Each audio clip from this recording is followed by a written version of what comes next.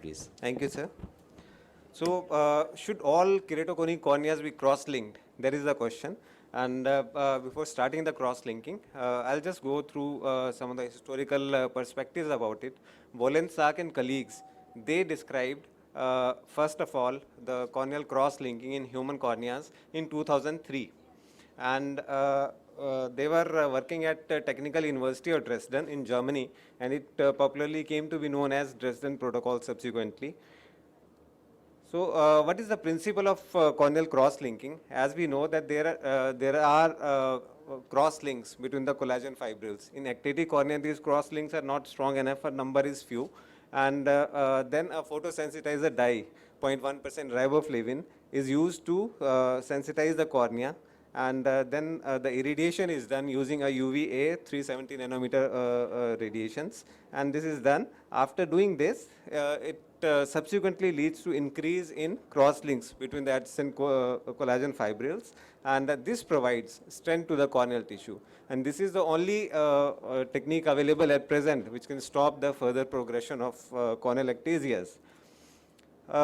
Initially, it was done for keratoconus. Subsequently, the indications, they expanded further. So now indications could be ectasias or could be some non-ectatic disorders. The evidence as far as the ectasias are concerned is very, very strong. But as far as non-ectatic disorders are concerned, the evidence is not very strong, but more and more studies are coming out. Ectasias, primary ectasias like keratoconus and pellucid marginal degeneration, and secondary ectasias like post-Lacy ectasias. And non-ectatic disorder where collagen cross-linking is being tried include infectious keratitis, bullous keratopathies, chemical injuries, and Tyrian marginal degenerations.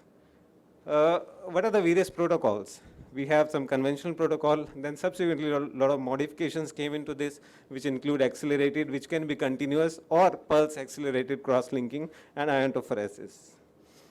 So after this, we should be able to answer some of the questions. Should all keratoconus cornea be cross-linked? Which one is better, epi-on or epi-off? Standard or accelerated, which is better? Does supplemental oxygen has a role?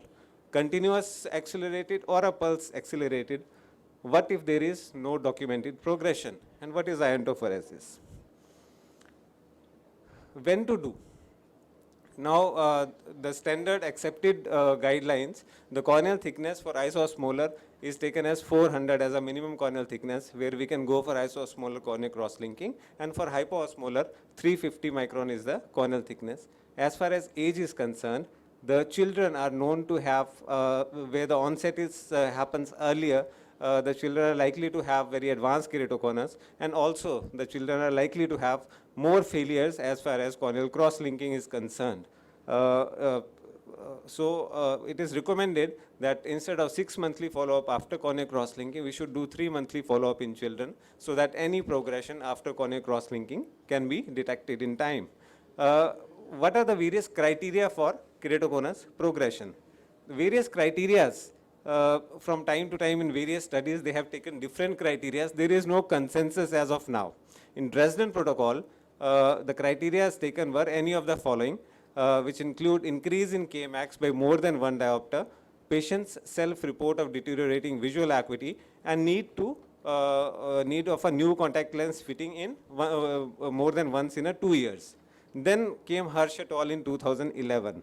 So they gave the criteria, one or more of the changes over a period of 24 months.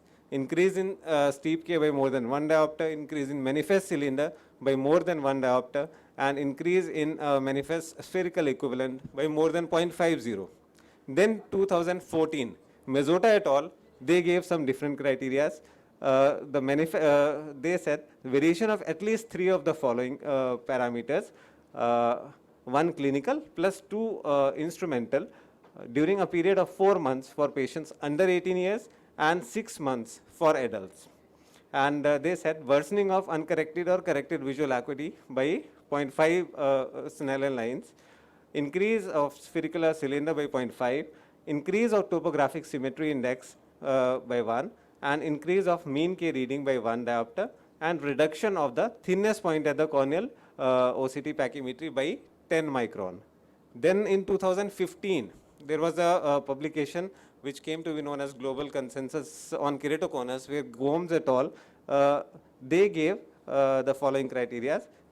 Any consistent change in any of the two parameters, progressive steepening of the anterior corneal surface, progressive steepening of the posterior corneal surface, and progressive thinning or an increase in rate of corneal thickness change from the periphery to the thinnest point. So any of the 2 points out of these 3, if there is a consistent change which is found, then it is considered as a keratoconus progression. Now they did not highlight, they did not give the numerical values, because they said that every device has got their different noise levels, so it should be beyond the normal acceptable noise of that particular instrument.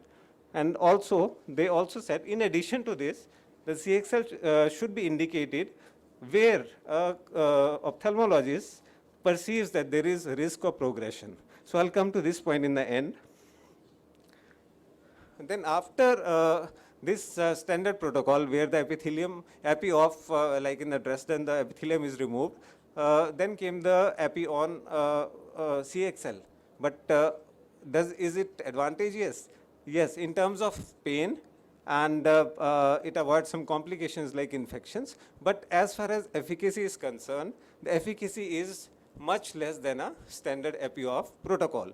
So one study found that efficacy is just 1/5 of that of epi-off protocol. So it is not in much use now. Epi-off is considered to be superior, safe, and efficacious compared to epi-on protocol. Then came the concept of standard, the accelerated CXL. Now there are multiple studies which are available about the accelerated corneal cross-linking. First, in 2012, Kanellopoulos said that they studied 21 patients and they did accelerated corneal cross-linking in those patients and compared it with the Dresden protocol. And they found that results in both the groups were equivocal. Then came Shetty et al. In 2015. They studied Dresden protocol with the accelerated corneal cross-linking protocol of 9 milliwatt per centimeter square for 10 minutes, 18 for 5 minutes, and 30 for 3 minutes. And they found that Dresden protocol showed better flattening effect compared to the accelerated protocol. And out of these accelerated protocol, the 9 milliwatt per centimeter square for 10 minutes was found to be better compared to the 5-minute and 3-minute protocol. Then Medeiros et al. Also showed the similar finding, and they said that the Dresden protocol is more, it has got better flattening effect compared to the others. So why this happens? Now, some studies indicated that if you do the irradiance, very high irradiance of cornea over a short period of time, the oxygen consumption in the cornea is very fast, and oxygen gets consumed very fast. It's not there subsequently to form the singlet oxygen radicals and then do the effective cross-linking. So the next thing came out is, does supplemental oxygen has a role? So what they did was they supplied oxygen from the outside and did a high irradiance, but it also did not have any effect. Any supplemental oxygen, if it is supplied from the outside to the cornea during the cross-linking, it does not have any effect. It was much inferior to the standard protocol. Again, there is only one study available by Diaconis et al. On this. So how to now increase the oxygenation of the cornea during cross-linking? So then came the concept of continuous or pulsed accelerated cross-linking. So in the pulse, what they do is they do the irradiation for some time and then keep it off for some time. Say 15-second irradiation, 15-second off. So this may also increase the oxygenation in the cornea for effective cross-linking subsequently. Iontophoresis, I have not done it, or I don't have much experience about it, but electrodes are put over the cornea to increase the permeation of riboflavin. But again, studies have found it inferior to the Dresden protocol standard. I'll just skip it. So there is a gap where a clinician can take a decision where the criteria do not fit in, and whether one should go for corneal cross-linking or not. Like case like this, where in the one eye you have a corneal eye drops, and in the other eye you have got keratoconus. So in such cases, you can immediately go for corneal cross-linking in the other eye. Now, this is the op scan of the same patient. In the right eye, it's not recordable, but in the left eye, it's advanced keratoconus with a corneal thickness of 399. So you can go for corneal cross-linking straight away in this patient. Then this is another patient. The corneal thickness, thinnest pachy here is 355. If you wait for any documented progression, it will go below the accepted norms. So you can go ahead with a straight away with a corneal cross-linking in this patient. Now this patient, he has very, it's in the keratoconus suspect category. So you can follow him up every 6 monthly and find if a documented progression is there, then you can go with a cross-linking. This is another patient where in the one eye the thinnest pack is 411, other eye 530. So you can, it's again up to the clinician. He can go with a rapid follow-up, maybe 2 monthly or 3 monthly, and see whether corneal thickness is decreasing and then decide for the cross-linking. With this I am finished. Any questions?